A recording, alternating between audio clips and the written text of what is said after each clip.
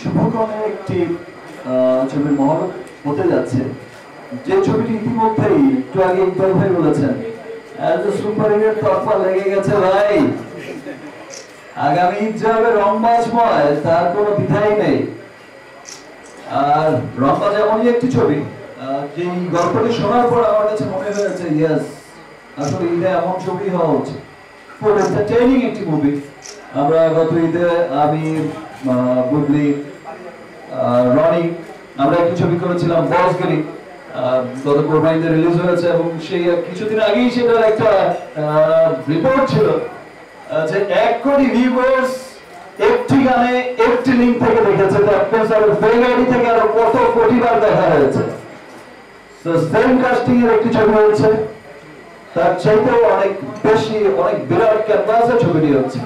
ছবিটি প্রযোজনা করছেন ভগবান পিকচার্স বাংলাদেশ থেকে। আমার পাশে দুজন প্রযোজক বসে আছেন, আমাদের একজন বাইরে আছেন হাজি ভাই, আর পাশে মোজাম্মেল ভাই আছে, ফারুক সাহেব আছেন।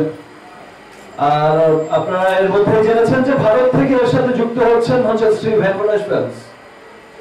তারা তাদের সিনেমার প্রতি তারা সবসময় সিনেমার কোয়ালিটির দিকে খেয়াল রাখেন। তো সিনেমাটার গল্প এমন হয়েছে যে সবাই শুনে কিন্তু খুব আনন্দিত হয়েছে। সবাই শুনে কিন্তু সবার মধ্যে একটা স্পিড কাজ করেছে। ইয়েস, আগামী ঈদ হবে রংবাজময়, 2017 হবে রংবাজময়, এমন একটা টার্গেট। যদিও আগামী বছর এই রানিং বছরে আরো অনেক ভালো ভালো ছবি আপনাদেরকে উপহার দেবো বলে আশা করছি। নেক্সট কোরবানি ঈদে অনেক ভালো ছবি উপহার দেবো, বছরের শেষ দিকেও আরো অনেক ভালো ভালো ছবি উপহার দেবো, যে ছবিগুলো ইতিপূর্বে আমি করিনি। এমন মাত্রা, এমন বাজেটের, এমন কিছুই আপনাদেরকে উপহার দেবো। সবাইকে শুধু এইটুকু বলতে পারি যে রংবাজের লুক সবাইকে আসলে অনেক, সিনেমা প্রেমী যারা আছেন সবাইকে অনেক আনন্দ দেবে। রংবাজের ফার্স্ট লুক যখন বের হবে তখন আসলে দেখে সবাই বলবে ইয়েস, এটাই তো ঈদের রংবাজি হওয়া উচিত। অনেক ভোরবেলায় ছবি করে এসে ভোরবেলায় ছবির মহরতে এসেছে। এটা আমার কাছে নতুন কিছু না, আমার এরকম কিছু না যে আমার এমন হয়েছে যে আমি ঈদের দিন অনেক ছবির কাজ করছি। ঈদের দিন লাস্ট 10 to 12 years 10 years যদি আপনারা থেকে থাকেন পুরনো লোক কেউ, তাহলে আপনারা দেখে থাকবেন যে ঈদের দিন নামাজ পড়েও আমাদের শুটিং হয়েছে দেশের বাইরে। এটা প্রতিনিয়তই হচ্ছে। আজকে হয়তো লাকিলি এই বছর পয়লা বৈশাখে আমি এখানে, বাট গত বছর পয়লা বৈশাখে আমি শুটিং করছিলাম কিন্তু শিকারি ছবির, আর এমন একটি লোকেশনে শুট করছিলাম যে লোকেশনের টেম্পারেচার ছিল অলমোস্ট 48 ডিগ্রি সেলসিয়াস। কয়লার একটা খাদান ছিল, ইনক্লায়েন্স এর শুট হচ্ছিল। সো আমাদের আসলে অ্যাটলিস্ট আমার লাইফ থেকে অনেক কিছুই কিন্তু অনেক সময় স্যাক্রিফাইস করতে হয়েছে। সেটা আমি স্যাক্রিফাইস বলবো না, আমার কাজের স্বার্থে আমাকে করতে হয়েছে।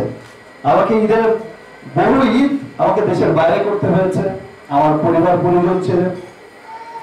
বহু অনুষ্ঠান আমাকে এই বড় ফেস্টিভ্যাল পয়লা বৈশাখ অনেক বড় একটা ফেস্টিভ্যাল আমাদের বাঙালি জাতির জন্য। আমরা সারা বছর ওয়েট করি, কারণ এটা হচ্ছে সর্বজনীন একটা ফেস্টিভ্যাল।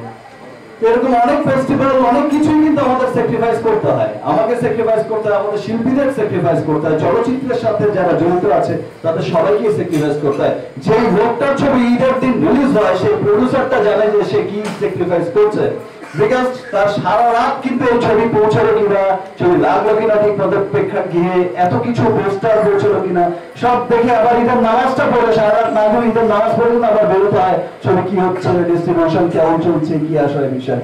সো ফিল্মের যারা আছেন, যারা কাজ করছেন, যারা রানিং থাকেন সবসময়, সর্বসময়, যুগে যুগে এটাই হয়ে এসেছে, যারাই ফিল্মে সবসময় রানিং ছিলেন, প্রযোজক, পরিচালক, শিল্পীরা, সবাই কিন্তু তাদের লাইফের এই কি বলে সোশ্যাল লাইফটা অনেকেই অনেক জায়গা থেকে স্যাক্রিফাইস করেছে। আর রংবাজ তো আজকে মহরত হওয়ার কথা ছিল, ইনফ্যাক্ট এখানেই কিন্তু হচ্ছে বুকিং ছিল আগে থেকে। আমি অসুস্থ থাকার পরও আমার কাছে মনে হয়েছে ডাক্তারের কাছ থেকে 2 ঘন্টা ছুটি নিয়ে এসেছি। উনি বলেছেন ওনার পারমিশন নিয়েই তো এসেছি।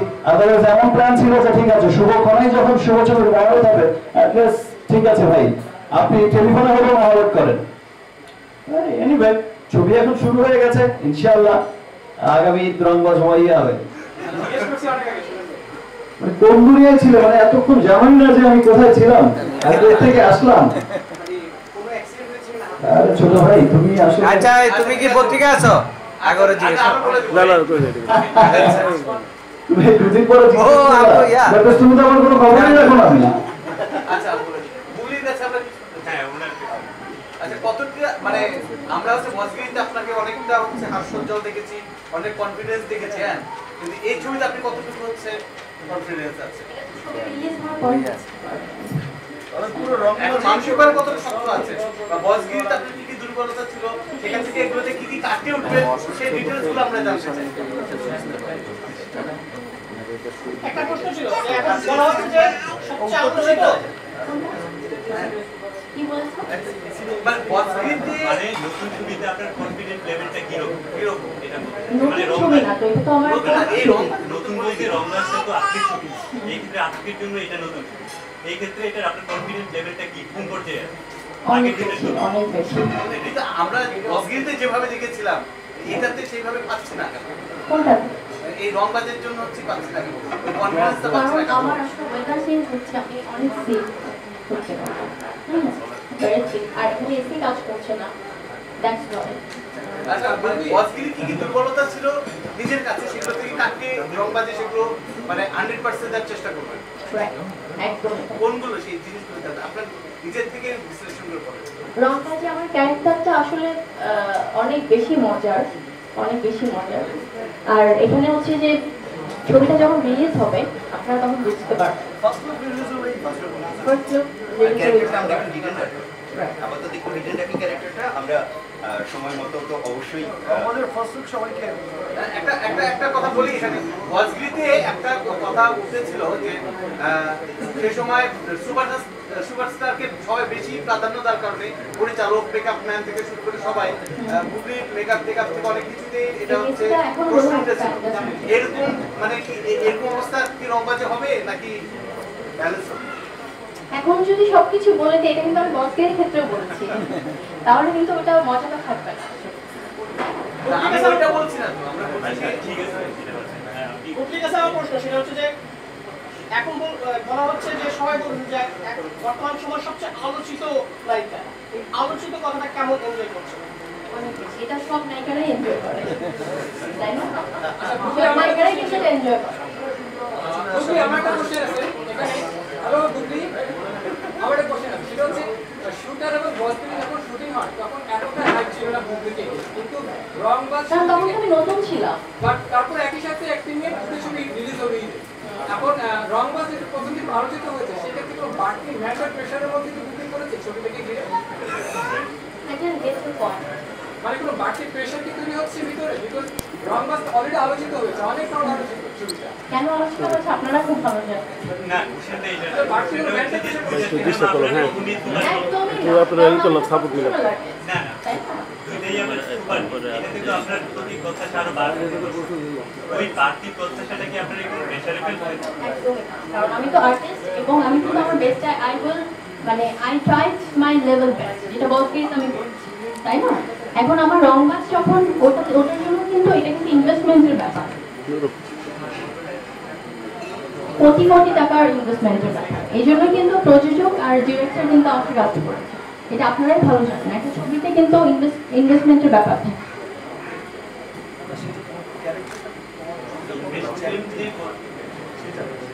অনেক বেশি। কারণ বসকেরি আর শুটার যখন সুপারহিট হয়েছে, আমার কিন্তু এখানে কিন্তু আমার চ্যালেঞ্জিং এর ব্যাপারটা থাকবে যে এটাতে আমার আরো ভালো করতে হবে, তাই না? সবাইকে অনেক অনেক ধন্যবাদ।